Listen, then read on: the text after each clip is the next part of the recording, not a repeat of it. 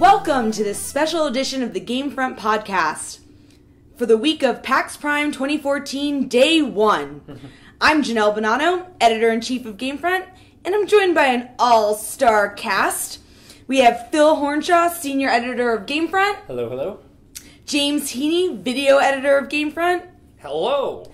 And we have a special guest today, Joshua Vanderwall, Managing Editor of The Escapist. Hi there. So first things first with our pregame podcast, as per usual, we need to come up with a drinking rule. What is it going to be for this one? I believe we said anytime indie is said, we would drink.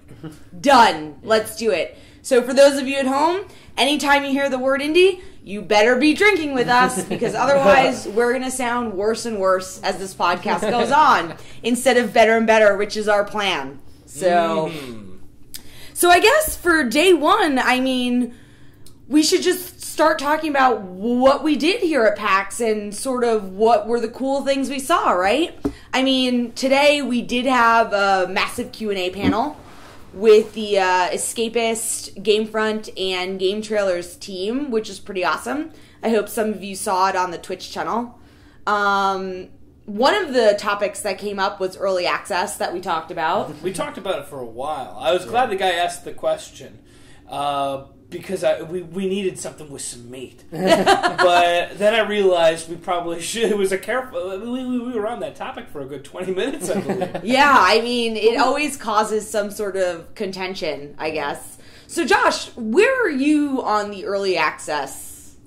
I like the concept of early access. I feel like the implementation, the execution of early access is really just kind of gone awry. It's the wild fucking west out there, and I just don't think that there's consumer protections in place. It is a haven for vaporware, and I don't think people should be paying money for stuff that they will never ever receive. And I think Steam should really step it up and just make a blanket policy where if a developer makes all these promises, people pay $20, $30 to get access to this game, and the developer's like, fuck off, I'm done. Like, they need to get that money back from the developer and give it back to the players. Like, yeah. I think that's, and once they have those kinds of protections in place, I think early access is a great tool for letting people kind of get into making games. But yeah, as is, it's just, it's too much risk and very little reward, frankly. What do you think, Phil? I completely agree. I'm well documented on the GameFront podcast, saying basically the exact same thing. Early access makes me crazy because it's a great idea. It's super cool. A lot of people really get into the idea that they can help guide development or chime in, give feedback as it's happening. And then every so often you have somebody who's like, well, I misspent the money. You don't get a full game, and it just happens. Yeah. And what sucks about it, I think, is that I don't know that it will ever improve. I think that Valve really it's their responsibility to do something about it, but I don't think they ever will. Mm-hmm. And because why would they? Like, why would they take that responsibility when they clearly don't have to? They have proven that they don't. Well, it's almost like without taking responsibility, they dilute their own platform. Oh, yeah. Simply by allowing vaporware to exist, it takes away credit from credible game companies who will create great games, because it's almost that buyer beware situation. Right. After you get burned once or twice, are you going to ever give money back to early access games anymore? Well, and that's kind of the thing. I think that probably what's most likely to happen is that enough people get burned, they stop paying for early access, and then Valve goes, oh, it's a failed system. I was like, well, it's not a failed system. You failed the system, and people got wise, basically. If that's what I expect to happen. I don't think they're going to go, oh, well, we can fix it. Mm-hmm. Because, again, then Valve is taking on all this responsibility that they don't probably want to, especially financially. Right now they have no stake in early access at all, except to collect money. Yeah. Right? They're just basically like, go ahead, and they have all these little disclaimers on their early access page about how you buy what you buy, you're getting the product that as it is when you get it, and if it happens to improve, then congratulations. But that sucks. Like, all the risk is on the consumer, and I don't think that because Valve is a company, basically, at the end of the day. I mean, everybody likes Valve, but they're still a corporation, and I don't think they're gonna like be nice enough, basically, to fix it. Yeah, so. We recently published an article, I think, from Ron Whitaker, who wrote something about early access and sort of the buyer beware situation that we're in today. And I saw a lot of comments that were sort of saying, this is a consumer problem. Right. This is not a buyer problem. This is not a Valve problem. You're just buying the wrong games, you idiot. I know, which is ridiculous. Here's the thing. I think that the early access thing is an important tool for the game industry in itself, and this is what I think could change it. Right now, there are people that are going in that are indie companies. Drink, damn it. And I'm going to reference this guy that I met. I don't remember his name, sorry. But he was like a single guy working on the game Rack. And he was being honest. Like, people thought he was making millions. He's like, I'm not making anything on early access. And he said, and he didn't say he was going to quit the game, but he's like, there's a chance I'm going to go broke before I can even finish it. Mm-hmm. And he's saying that some people, and they're small, like the smaller the company, the more the risk is they come out with this idea, and they get halfway done, and they find out people just don't like it. And people don't want to play it. They don't necessarily, there's not enough people that even want it to get finished. And at that point, it's like time to close shop. So I think that they should have the right to close shop. It's an early risk. If you're a buyer going in, you need to know it's like you're taking a risk, throwing your money. I go to Vegas and I know when I'm throwing my money on red, there's a chance I'm not going to get anything. Mm-hmm. Right. But I could win big. But you got burned by a game on early access. I did, but hold on. That's true. I did. And I'm pretty upset about it. It's Poker Smash. I forgot the name of the company, but they're on my hit list. and this is what I've been thinking about this, and I've come up with an idea today. That I think, it was during our breaking news, everybody. Breaking news. James had an idea. Because the problem that I have with them isn't that they didn't finish it. It's that they never updated it once. I purchased it. It was the first greenlit game that it wasn't actually early access through Steam. I bought it from their company. But then it's like tracked through the greenlight system of Steam. So they have not updated it once since June 2013. They've already got my money. So what I'd like to do is be like, okay, here's a list of the developers working on early access or Kickstarter or things like that. Here's the games that they have started. Here's how many times they update it, how much community involvement that they have. And I'm okay with a game failing as long as they're trying to fix it, they're in touch with the community, and those are what I think that a developer's responsibility is. Mm-hmm. Not necessarily to fix it, but to be transparent. And if they're a company that goes out with early access that doesn't do a lot of updates, that doesn't listen to the public, then they should have some way of tracking that so the consumer knows. Right. Yeah, I mean, ideally I'd like to see maybe not consumer protections that are fully, take the risk off the consumer, but some kind of balance between the two. Because, like you said, like there's risk for developers also. Yeah. And what needs to be weeded out are the people who are taking advantage, right? The people who give a good faith effort and it just doesn't go well, okay, that can happen. But it's just so Janelle, hungry. I don't know if you heard my stomach rumbling, but it's happening.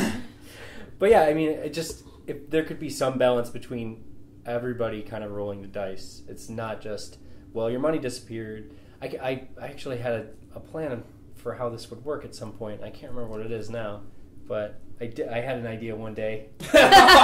Breaking news! Yeah, but I forgot. Phil Hornshaw lost his idea. Yeah, don't report that. Because I already forgot it. But yeah, I mean, I feel like once we get to the point where we're looking for transparency and everything else, then basically what we're looking for is the budget for each of these games, and we want to be independent CFOs for all of these different companies. Absolutely. And I feel like that's too much burden to put on the developer and random people. Right. Oh, okay.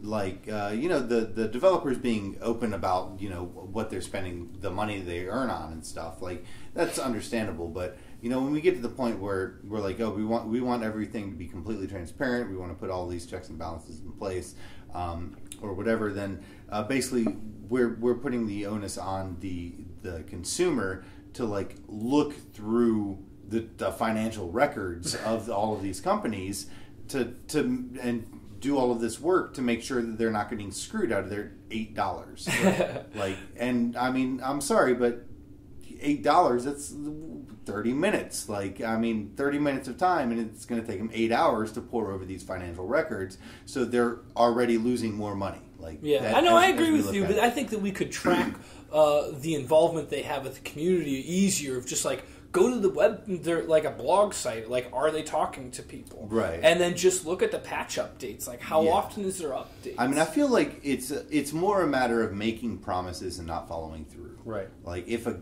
game company, whatever, puts a game on early access and says, these are the features you're going to see in future updates, and then they never put those future updates out, fuck that company. I don't care if the game is failing. They made these promises. Hundreds, thousands of people bought into these promises. They need to come through on those promises. And if they don't, then, I mean, they have no business in the industry. Yeah. Ultimately, like I said on the panel, once you give money to a company for a product, you're purchasing a product. And at some level, there needs to be responsibility by the person you're buying the product from to deliver what they promise on. It's kind of like, when you see those $19.99 ads on television, right? Act fast, buy now, and we'll throw in, 3 free cheeseburgers. Cheeseburger? I know, right? Now, if that was what made me separate myself from my $19.99, and I don't get those 3 damn cheeseburgers in addition to what I purchased, I don't want someone to tell me, well, you got what you paid for. Yeah. It's good enough, right? But no, you promised me my product plus 3 cheeseburgers. Right. I should get everything you promised me. I agree, but here's my problem is I think early access in these Kickstarter style things and greenlighting stuff is an opportunity for people to fail. And I think that some amazing things can come when you risk failure. And I'm all right with something failing if I'm going into it knowing it can, because you have the potential of something that's original. Now, if everybody, and I know this is an exaggeration, but if everybody was like, well, we know Call of Duty's going to work, so everybody starts just making Call of Duty games every year, it's going to be a really boring platform. But if people are willing to risk, and maybe, I don't want to say promises, but say that these are our goals, will you help us get there? But here's my problem. This model doesn't work in any other situation. Right. And to me, that ultimately means it's not a viable situation. We're just making excuses for people in the video game industry. For example, if you buy a car, would you be okay if it has a potential to fail? Well, here's the difference, is a car is not art. And I would argue that video games not always are, but video games can be an art. And I think that an artist should be willing to go out there without risk of being put in. I agree with you, but here's my point right now. There's finger pointing going on. There's finger pointing going on. Can you hear that finger? Here's my like point. you have to drink if I commission an artist to paint a painting and I get half of that fucking painting, I want my full damn painting. You're and I don't care. Here's the difference, though. You're coming at it from a patronage point of view, which is fine in the right circumstances, but ultimately we're glossing over the fact that if the thing works out, Valve makes money, the people who made it made money, you make nothing, right? If it fails, Valve loses nothing. The guys who made it fail, who failed to do it, theoretically it's possible that they lose nothing as well. They can even make money. Exactly, but you lose. And that's not fair. That's not cool. Because you're just nobody. We're just players who are looking to buy a product, right? The trouble of the whole thing is that some people profit off of this, right? And they are not accepting any risk. Publishers, this is how the system works. Publishers go, that sounds like a cool game. We'll throw money at it and see if it works. And if it works, congratulations, you make a bunch of money. That's what business is. And if it doesn't work, that sucks. You made a bad call, right? But now we're looking at a situation in which they've figured out how to take these risks and without any potential loss. And the people who are passionate about wanting to play games, they're the ones who are fronting it. And it sucks that they're still going to make money at the end of the day. At the same time, like Josh was saying earlier, we're risking $8, or it could be more. It could be more. But I'm saying there are sometimes. What do I have to lose? $8. What does an indie developer have to drink? Oh, Drink. An indie developer. Oh. Damn it. Pick up after that part. Those guys, they have their reputation to lose. And they might make some money, but that's not a good reputation. I would argue that most of these people don't have a reputation. If they had a reputation, they wouldn't need to use early access to get their game off the ground. Here's a statistic that most players don't know. So, on the average, AAA publishers, like Activision, all the big players, profit only on 5% of their total video game investments from the year. So they're spending 95% of all their investment dollars into games. Most of them never see the light of day. And they make money on 5%. So they're making a huge risk for a potential reward. Right.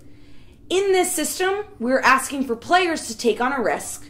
Now, it doesn't matter the dollar amount because money is malleable for the person who holds it. $8 for one person could be a week's worth of pay. Like, I don't know. That could be a lot of money for somebody. That could be their food for the week. And we're asking them to take all of this risk with really no chance of reward. At the end, they get a product that may or may not be great, but they're paying for a product, so they should get their value of what they pay for. We're putting players in the position to take on all this risk without any benefit. I mean, I agree with that, but I think that there has, and I don't know the exact answer, but I feel like there should be a way, because you're saying commission a painting, you need a finished painting. But what if it's like, okay, well, I promised you a painting of Ronald Reagan. I got his face on there. I didn't get all the wrinkles, but I'm done. I'm finished here. Maybe they can find a way that they can wrap these pieces up. Maybe it's not what everybody wanted, not what it expected, but they can fulfill some goals to at least say, we did their best, this game's not working. And then that would be a mark against them. Here, I think one of my tenets, I have a background in customer service. I spent 6-7 years doing basically nothing but customer service and community management. And kind of the basic pillar of my customer service and everything I've taught to everybody I ever train in customer service, under promise, over deliver. No matter what, under promise, over deliver. Every time, 100%, always. And that's what these people need to do. Like, if you want to put a game on early access, that's great. Do it. But what you need to do is you need to under promise. Okay? You can't make crazy, lofty goals. You can't be like, we're going to make a 10,000 v 10,000 multiplayer game. Like, that's crazy talk, right? Like, so under promise, like, we're going to make a 2v2 game. And then when you deliver an 8v8 game, it's amazing, and everybody loves you for it. Like, and it needs to be, that just needs to be the MO for these early access. Like, so they can guarantee, they can be very, very sure that they can deliver on every promise they make. And then when they go above and beyond that, then people are getting added value to the $8 they invested in the game to begin with. I absolutely they're coming back agree afterward. with you. They're coming back later to buy again. That's the benefit of that. But how do you get them to make that change? Because you're absolutely right. Under promise. I mean, everybody's going to be happy. Ultimately, you get them to make that change by putting consumer protection systems in place so that there is some accountability. Yeah. Right now, there's no accountability. Right. So they can do and say whatever they want and get away with it. As long as they get the money in the end, they're no worse for wear. Right. Like these developers get like a temporary a holding account, an escrow account under Steam. And it's like, okay, this is your escrow account, and every pre-purchase, every early access purchase that gets made gets put in here. You get to look at this money. It's like it's racking up. You have $10,000, $100,000 in here now. You get this as soon as you deliver on every promise you made to early access buyers. And I mean that's basically where I stand on it. Like, if as long as they're delivering on the promises they make, then it doesn't matter if the game fucking blows. Like, it can be the worst game ever made. It can be E.T., for God's sake. You have 10,000 versus 10,000. That was your promise. You get your money. Exactly. Yeah. Like, that's what it comes down Yeah. to. Like, I mean, because if people are willing to pay for the promise of 2v2 is like the cap of the multiplayer, then as long as you surpass that, then you're in good shape. You're fine. Like, absolutely. And I think people would stop under promising or stop over promising. Exactly. Yeah, exactly. Yeah. It's when they stand to never ever get the money that Steam is now refunding to all of the customers. It's not out of Steam's wallet. It's not out of it's not out of the consumer's wallet. It's basically just money that these developers could have gotten but didn't because they failed to deliver on their promises. And I feel like that's a reasonable system to go about it. Yeah. So not to detract from the early access cast. I think we got to move on. This is what, it's a passionate subject. Yeah, we can talk about this like all night, all day, multiple days, months. That's maybe. the best ending. I actually totally agree with Josh at this point. Like, that's a great idea. Indie. Drink. So, PAX Prime 2014. We've now finished day one. If you're tuning in, this is the evening of day one, and we've gone out and seen a multitude of games. Some great, some not so great. Does anybody have like a favorite that they want to scream about right now? Because I do. Nobody does. I do. Go ahead. I do too, but I'll wait my turn. Okay. So I got to play Tales from the Borderlands today by Telltale Games, and I had an absolute blast. I can't talk about how much I love this game enough. I am a big Borderlands fan, so disclaimer. I love the quirky, offbeat humor that they have, their style. And one of the things I was afraid of with Tales from the Borderlands is that you have a whole new writing and developing team on this game. It's not going to be the same. They're going to miss the beat or get the humor wrong, or it's going to be too much or too little.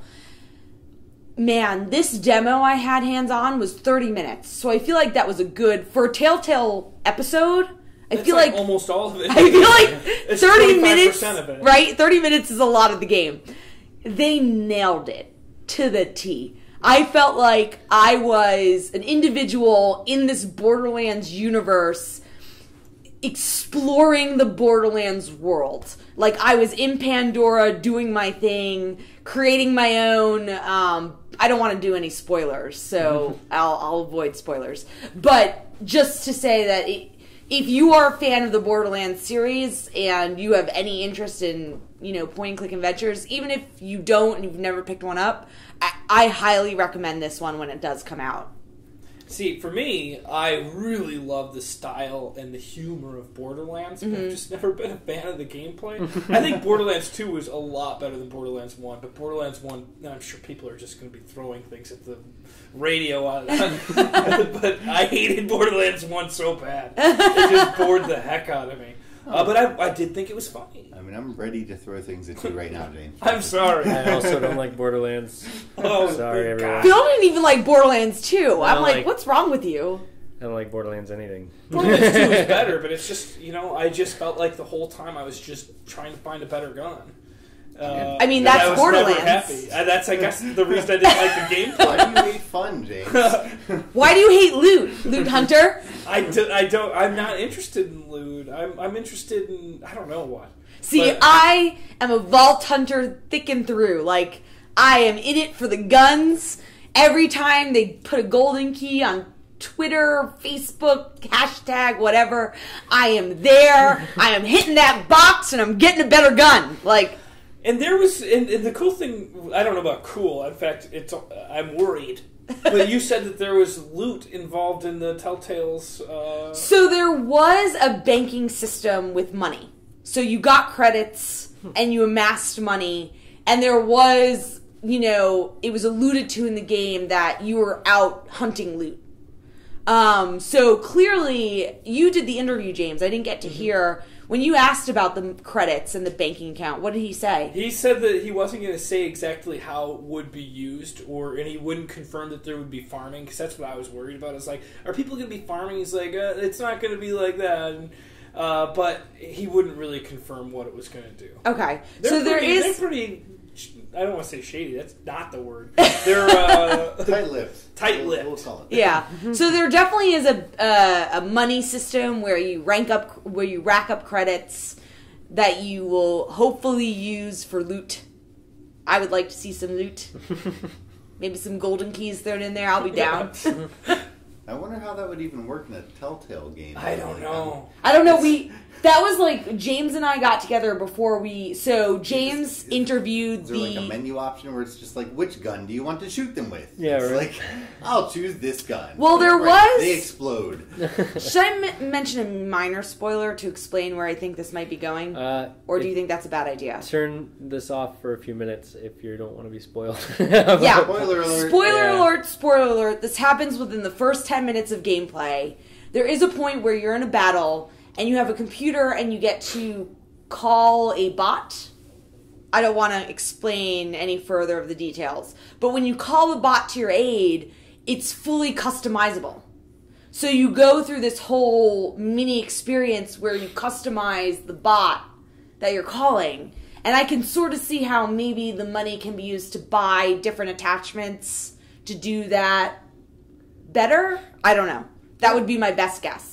I mean, I could of see a way they can integrate it. I could see a system in place if we're going off like Walking Dead as an example, in which your diligence, kind of like in the world in the little puzzles, gathering stuff could influence how conversations shake out if there's like dice rolls involved or something. So, like you said, you choose the gun that you have, and because you paid more attention, looked around more, found the better guns, then maybe you have a better chance of something working out in your favor or not. Yeah. There was definitely the battle that I experienced.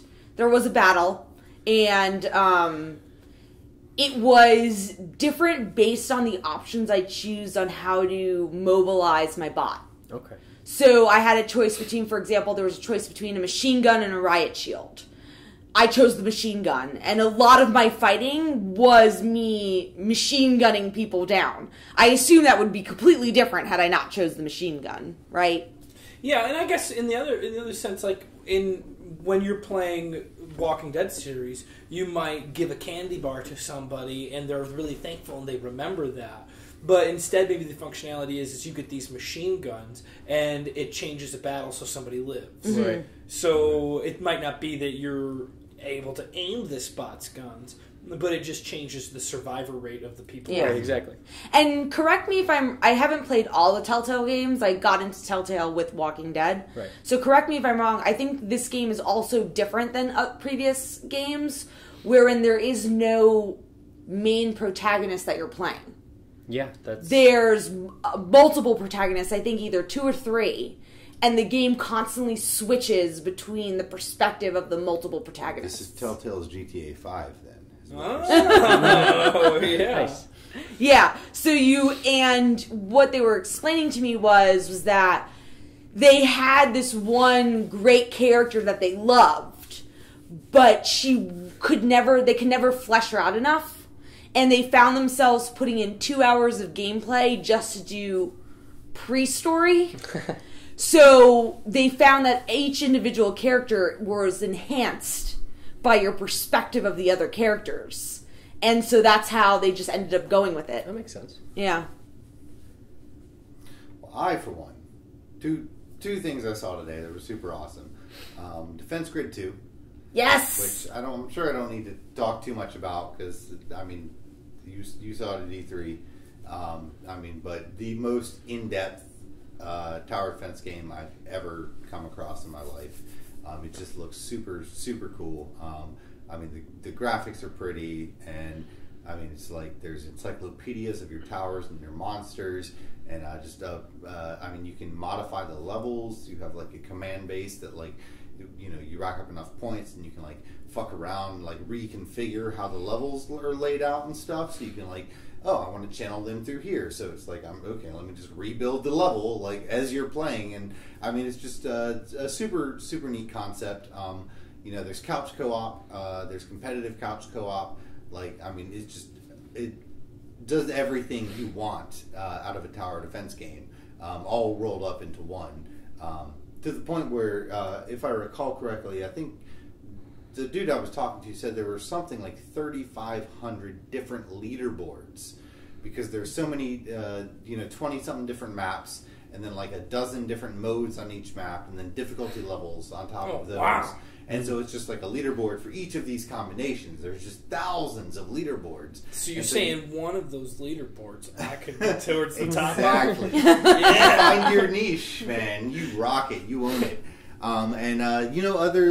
Otherwise, Defense Grid 2 looks awesome, but one thing that really stuck with me, our first appointment of the day, actually, was for Dragon Quest, which on doing a little research for my appointment for Dragon Quest, I discovered is in fact the same thing as Dragon Warrior that I grew up playing. What? Yeah. The whole room shocks in silence. That was like the first RPG I ever played. I know, right?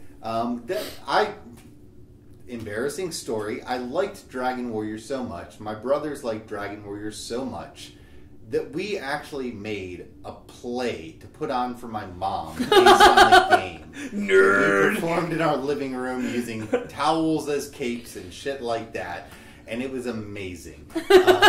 But yeah, they're actually re-releasing the original Dragon Warrior 1, 2, 3, etc., and so on down the line for mobile platform like iOS and Android and stuff starting in September. Which is going to be awesome. I can't wait to replay them. What was really interesting to me was when I learned that the Dragon Quest series has a Guinness record for being the longest running video game series. What? Oh, wow. Yeah, they have. It's 28 years. It's ongoing for 28 years. They have something like 30 primary Dragon Quest titles, as well as a number of other spin-off titles. It's just the most prolific game series ever. Am I the only person who thought that was like one game? I'm retarded. I knew then. that it was more than one game, but I thought the other ones were just released in Japan. Because that's most of them were released only in Japan. Right. But they started bringing them to, I think, Dragon Quest. I don't know why 4 and 8 were the two prominently displayed Dragon Quest numbers at the showing there, but they were for some reason. Yeah, they're both coming to and multiple platforms, including mobile, which is really neat.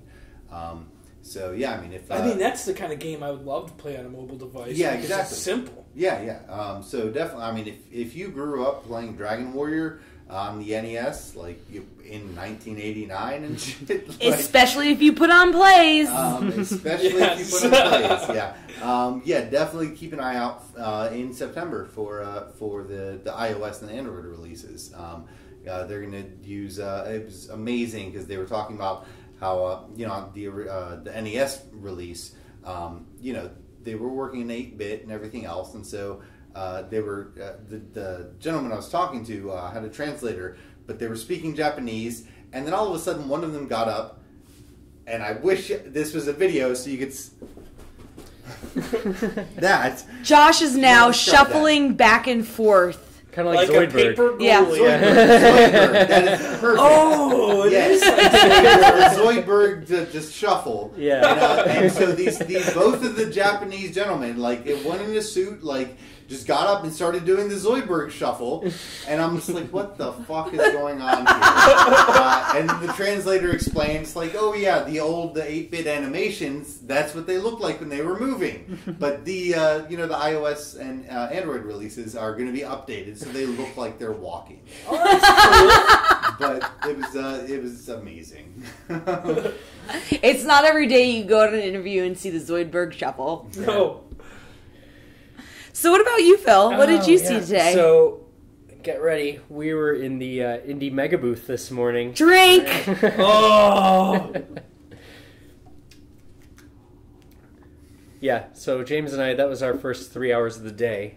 And we saw some cool stuff, actually. We had a good time.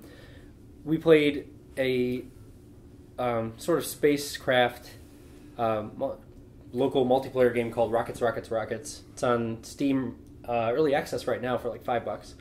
I'm going to go directly home and buy it. And so it was one-on-one, Phil, and you still have to stay for 2 more days for PAX. I know, well, I'll go directly to my hotel room and put it on my laptop. Okay. But I'm sorry. yeah, so you fly a rocket, and James flies a rocket, basically, and you have 3 different weapons on your rocket. There's missiles that fire forward, there's bombs that fall with gravity, and then there's mines that kind of go out the back of your ship, and it goes really fast, and you have like a shield, but it can only work for like 2 seconds, and then it has to cool down. And basically you just fly at each other really fast and shoot missiles at each other and try not to run into each other, and it's very tactical and very intense.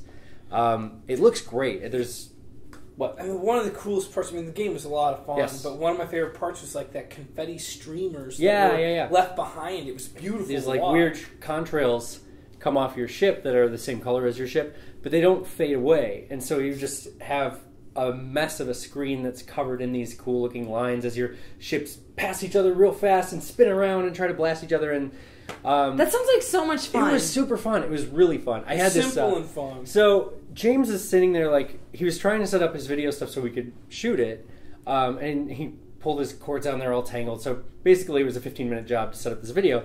Meanwhile, I was playing a game against one of the developers, and the way the scoring works is it's 3 hits to win, or 4, I guess, depending on the situation. But it's tug of war style. So if I hit you and then you hit me, it's back to 0, right? And okay. So you have to score 3 in a row, and then that starts a 10-second timer, and the other person has to hit you before the 10 seconds runs out, or you have to hit them for a 4th time to win, right? So it's really intense. Scoring, like it's not like lives, it's like you have to perform. And I was playing against the developer while we were just waiting, and we had the most epic, ridiculous battle. We played, seriously, this is a fast game. The full 15 minutes that he was setting up, I was like trying desperately not to let the guy who made the game beat me. Yeah, it was nuts. It's very cool. And especially one-on-one, like, it's so fast. I hate to spoil the video, but I lost 5 times, and it was only 4 minutes long. 5 full rounds. Yeah, for context. So it was... James is really good at video games. Yeah, it was impressive. I also lost 2, but I felt good losing. I felt like I had tried my hardest. So that was a really good time. And then the other game that I really enjoyed is called The Magic Circle. And the goofy and amazing premise of this game is you're the protagonist of a vaporware game that's been in development for 20 years by like this famous legendary game designer. And the developers never finished it, basically because they could never agree on what to make it, and down to the color of the sky and the enemies that are supposed to be. Could you imagine a development team like that? I Where know, you're just right? constantly arguing about the color of the sky. Like the opening of the game is this. Made a game. What's that? We have 2 of our web developers, Eric and Lewis. If they ever made a game together, that's what it would be like. What it would be like. Because that's what Yeah. it's like watching them develop the web. Yeah. So yeah, it's goofy. Like you start out super cliche. Your village is burning, and you have to get the heirloom sword from your mom that it was your dad's, and you have to go off into the world and stuff. And then developers who are represented as these like floating eyeballs come down, and they start arguing, and then they take your weapon away and like delete it from the game and stuff. And so they built in their arguments into the game. Well, that's the story of the game. Okay. Is the story of these developers, but you're like the game being sentient. You're like, and the gist of it is basically that it's a puzzler, and you get control of those development tools midway through. So you can start reshaping the game as you're going through it. And not to spoil this because it's really better if you play it, but it's so cool that I have to talk about it. It's only like 3 people on the team, but 2 of the people who were on the team had worked for Irrational in the past, and the beginning part of the game is like a fantasy sword hack and slash kind of game that doesn't really develop that way. But eventually you open up into an older build of the game, and it's basically System Shock 2. It's the greatest thing. You just it looks like old PC build of System Shock, and you're like, they started to build this and they abandoned it, and and you just got sick of it. and there's corpses everywhere and stuff. It was just super cool. It was a very neat little idea. I'm excited to see how it plays out. Progresses. But yeah, it was cool. That's awesome. What about you, James? Well, it's clear none of you played Salt and Sanctuary. Thank you, Phil. We struggled to remember. Had any of you played it, you clearly would have picked it as the best game at PAX or ever. It's a side-scrolling, like Dark Souls game. It was really cool. It looked like Vampire Dishwasher or Dishwasher Vampire. Vampire Dishwasher. Is it Vampire Dishwasher? I think so. It had a very similar art style, and it was a side-scrolling 2D game. Yeah. It reminded me kind of Castlevania when I was watching it. Yeah, but it played exactly like Dark Souls. You had, instead of Estus flasks, you had potion drinks that whenever you died, you got your health back, and you had the same amount of those flasks again.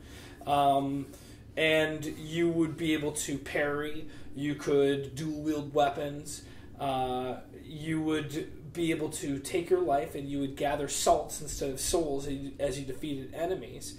And when you died to an enemy, instead of dropping your souls on the ground, your souls... I'm sorry, they're not souls, it's salts. It's salts. Yeah, the salts would be attached to the enemy. So you have to make it back to the enemy and kill them to get your salts back. If you die, then those salts are gone. And there's bosses like Dark Souls that are very similar, like where it's big. You have the rolling technique, so while you're rolling, there's certain animations where you're invincible. So you have that same strategy, and it's really neat. The other thing that it's kind of like is it's like taking Rogue Legacy, if you've played it before, and pushing it a little bit further. Because in Rogue Legacy, you're gathering gold, and you're purchasing things at this home base, such as a blacksmith or a technician that tells you or keeps the map the same. So you're getting a blacksmith to come in so you can craft weapons and upgrade weapons and stuff like that. But it's a gory, bloody, amazingly difficult game. All in 2D, right? All in 2D. And the guy while I was playing it, I was awful. Surprise. Did a bad job. And the guy was like, I've been thinking about making this easier. It's like, stop that. I was like, don't do that on my account, please. This game's amazing. He's like, yeah, but it's really difficult for people. I was like, that's what makes it so fun. But so I actually handed, which is very uncommon for me, but I said I think that people want to see how this game progresses when I'm not playing it. And he made it to the boss, which the boss was really cool. And then of course he made me try to fight the boss, which I couldn't beat because you couldn't even get there. I couldn't get there. Though, yeah, it was so much fun. I would say I like it more than any other indie game I've played. Drink. And I think all of the indie games this year have impressed me more than any of the AAA That was titles. one more. Son of a bitch. Yeah. Oh, son of a... Drink. But they're good. Like, this year, I feel is really... I'm not going to say it again. The year of the independent. There you go. Yeah. I'm just worried about those people listening to this in their car. So, you said... Salt and Sanctuary was one name? Is that the whole game? Sanctuary, yeah. Okay. It's the whole name, and he doesn't have any release date. It's going to be coming to the PS4 first, and then it will eventually make it to Steam. And he doesn't even have a time frame, because today was the first day he showed it off to anybody. That's awesome. Yeah. So did anything else notable happen today? I saw Assassin's Creed games. I know that interests How did that go? It was pretty good. That interests me. Interests you none. Well, no, I don't mean to be mean to Assassin's Creed. I just don't really like them. I don't know. I have this weird relationship with Assassin's Creed. I feel like I give this spiel every time we talk about Assassin's Creed. I 100%ed the first Assassin's Creed game. I drew maps to find all the dumb flags. There are 480 of them, I believe, if you remember correctly. But I also hated it somehow. I hated the whole game. I'm a huge Prince of Persia fan, and so I wanted Assassin's Creed to be the answer to Prince of Persia after that series kind of dried up, and I never felt like it ever got there. And now it's getting sort of repetitive, and yet I play the shit out of it. Now it's getting repetitive? No, I mean... Assassin's Creed 1. Since AC... Not AC2 was okay. Assassin's Creed 1 was not meant to be finished. You're supposed to make it about 2/3 of the way through and stop because there's no fast travel. Yeah. and like go on with your life. But no, I didn't do that. And so, I was unemployed at the time. That helped, but it basically became my job. No, like Brotherhood is actually my favorite. So it took 3 Is that games. 2? No, it's 3. Brotherhood? Yeah. Are you sure that's 3? Yeah. I'm sure. I'm very sure. Feels like I'm 100% sure. I have played every single Assassin's Creed game to completion. Yes, that's the thing. I don't know why. Why do you play them? I don't know. I have no idea why I'm compelled to do it. It's ridiculous. I like climbing stuff. It's weird. It's weird, you guys. I had a good time with Black Flag, although I felt like it was all over the place. I loved Black Flag. Yeah. But I played it like you're supposed to play an Assassin's Creed game. Which is like a little bit... No, I went all the way. Oh, God, I went all the way. Watch out. You're 98%. probably... 90%'s like all the fucking way. I mean... It's almost all. Okay, I'm sorry. I'll grant you that. I have a legendary ship I didn't sink. I'm gonna go home as soon as this fucking con is over, and I'm gonna go sink that damn ship. Okay. See, yeah, I have that. I used to be super completionist. I did walkthroughs before I did this because I was stupid and would play games. I finished all of Red Dead also for a walkthrough. That was not a fun time. Anyway. Oh my god, that couldn't have been a fun time. I mean, like, I really liked Red Dead too, but I did every stupid thing in that stupid game. I'm just gonna tell my Red Dead story real quick. Okay. Because I get really, not confused, but distracted in sandbox games. Yeah. And I was playing Red Dead, ran into the Native American who wants you to go on the flower quest. Was like, great, I'm gonna go pick flowers for like 20 fucking hours. I go pick flowers. It's like a week later I'm playing this game. And then there's a part where you can like, I learned that you can check like your progress in the game. This was the mistake this game has ever made, is allowing you to see your progress. Wait, because I went and checked how far I was in the game. It was like 5%. And I was like, no, I can't be 5% through this story. I've been playing for a week. And then I was like, I can't do this. I can't. Yeah, wait, didn't you have to go on the Rockstar Social Club website to see your progress? I don't think so, because I don't think I ever did that. Oh, maybe I was doing it the dumb way. I think it's just natively in the game. Oh, Yeah, when you I release think the I did. PlayStation I think I Network, made it you harder can than like that. see like the percentage of trophies you collected. Yeah. Is that what you mean when you say percentage? No, I was playing on Xbox. Oh, no, I was no, definitely they on have that Xbox in the menu 360. scene. Yeah, So I they think, have that in a lot. I think I the don't remember menu that. just had your percent Yeah. complete or percent progress. And I saw 5. I was just like, nope. Right. I'm going to be playing this for years. Nope. Yeah, no, I 100%ed it and wrote every single word about it. I've walked everybody through everything. If you read that Red Dead walkthrough, it's real good. Anyway. The way you're talking makes me want to say indie again. Drink. Yeah. So anyway, I got to play Rogue. I got to play Lily Unity. Rogue, the portion of Rogue that I played was naval combat. So everybody who liked that, guess what? It's back, and it's pretty much the same. The ship is a little more maneuverable. Yeah, I think. ship's faster. You have slightly different weapons. You have cooler weapons, I should say. Yeah. Like instead of the mine barrels, you get to like leave an oil slick that's on fire, which is super. Wait, cool. that's way cool. I've Yeah, done it's that amazing. sometimes. But, I on mean- top of that, it also slows down the enemies. Yes. So if they're trying to ram you, you can get if you can get your rear to them, drop the flaming barrels, and they can't ram you anymore. 'Cause Guys! you're faster than them. This is a game changer. This is a game changer in Assassin's Creed naval battles. No, I mean, and the naval battles are cool. What struck me as being really cool about it is that it's all the portion that I played. There are 3 locales that you'll play through in the game. One's New York. One is, they call it the River Valley, which is like north of New York. And then the last place is the North Atlantic, like the frozen North Atlantic. And that area is what I played, and that was super cool. Like there are like ice sheets that you have to buy a ram so you can plow through them. There are icebergs that you can use for cover, or you can blow up, and they'll like explode, and suddenly all the water will rush in, so it'll cause all waves that can like disrupt the aiming of enemy ships because suddenly they're like bucking around and That's stuff. super cool. Yeah, and it's just like a really cool setting in general. It's very cold and frozen. You can't swim in the water because you will die and stuff like that. And then it's an assassin hunting game because you're a Templar. So the cool thing is they want to basically give the assassins all the abilities that you have had throughout the other games that they can use against you. And that includes boarding your ship and like coming to murder your dumbass. And so I got in like this involved battle with a Templar or an assassin on a ship. That was cool. All of it was just like, it's Assassin's Creed. Yeah, it's the iterations are not that deep, but at the same time they're all meaningful. The way that's Assassin's Creed's MO as a franchise. So every game is like, okay, there aren't that many changes, but the changes that there are pretty significant in their own way. Yeah. So those are cool. And then I'm really sad that I'm more excited for Rogue than I am Unity. Yeah, Unity seems like it'll be cool, but you're gonna need friends to make it cool, I think. Oh, and I'm so out. I'm out. I know, right? Like I don't have friends to play video games with anymore. I feel like, Like, weird. sometimes I don't have them when I need them. Yeah. If that makes sense. Yeah. Like, they're It's my a production. Yeah. It really is. It's a lot of work to get everyone, and I say this all the time, like, I'm a big fan of drop-in, drop-out co-op. Yeah.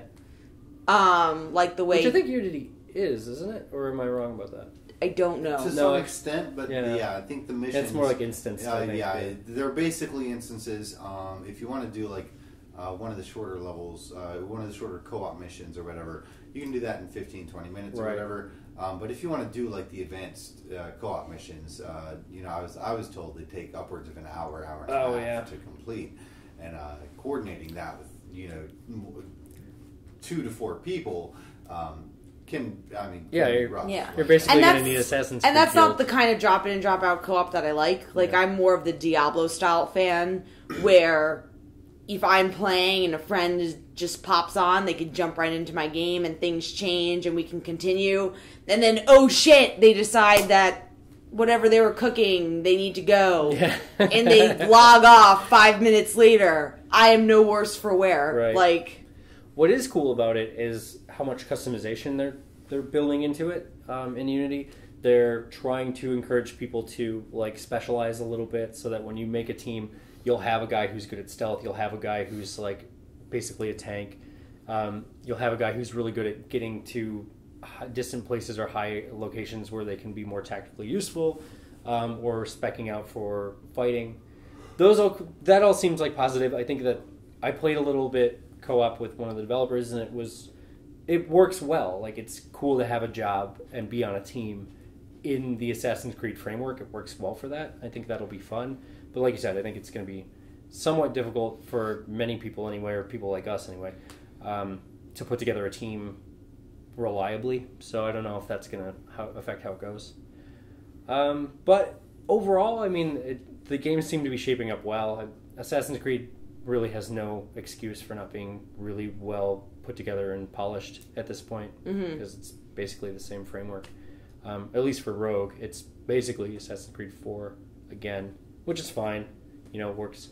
What I am excited for is the conversation I had about story for the game, because Assassin's Creed 3, the thing that I really liked about that game, I'm going to spoil this for you because you haven't played it. It starts out, this is like the big switcheroo. So, spoiler, everyone, don't listen to this if you haven't played Assassin's Creed 3 and you care about Assassin's Creed. I don't know how you've done that, but anyway. You start the game as, well, you didn't know, Janelle. Janelle made a face. You didn't know until Black Flag. That's not your fault, but other people should know. Anyway, you start the game as a character named Haytham, not Connor, the character that they advertised, and he turns out to be a Templar. And you're like, oh shit, I've been playing as a Templar. That's mind-blowing because those guys are bad. And that game had this chance to like really make those guys interesting, because they have their philosophy, you have your philosophy, and they're not necessarily good or evil. They're just different. Yeah. This game, you are the Templar guy the whole time, right? And I was asking, like, okay, so is it going to be about... Are you going to be able to relate to these guys, or they're just going to be like, yeah, I'm the bad guy, mayhem time, So, and it sounds like it should be that it's going to be more like nuances, shades of gray, talking about philosophies and seeing how they differ and why you might choose one over the other. I got the impression here, if you want a nerdy sort of reference, it felt a bit like Empire Strikes Back of Assassin's Creed, between Assassin's Creed 4 and 3. okay. Or another way to put it might be, you are the Darth Vader of the Assassin's Creed Guild. Like, you are out trying to murder them all, and because you differ with the Jedi and you had a tragedy and you've lost faith in their stupid religion, that sort of thing. So, to put it in Star Wars terms, I'm interested in it. I think it'll be narratively. I'm interested to see how it goes. Which So- episode was that from? That's episode 3. I'm interested. That line. To put it in Star Wars. Oh, I'm yes. interested. Sorry, Anyways. I'm tired. Well- That's the part where he's like, the droid. These aren't the droids you were. I'm interested in that yeah. one. These aren't the droids you're looking for. No, I'm interested in that one there, the gold one. Well, on that sleepy note, that was PAX Prime Day 1. Woo! We survived! So stay tuned. We'll be back with Day 2. See you guys later. Bye! Bye.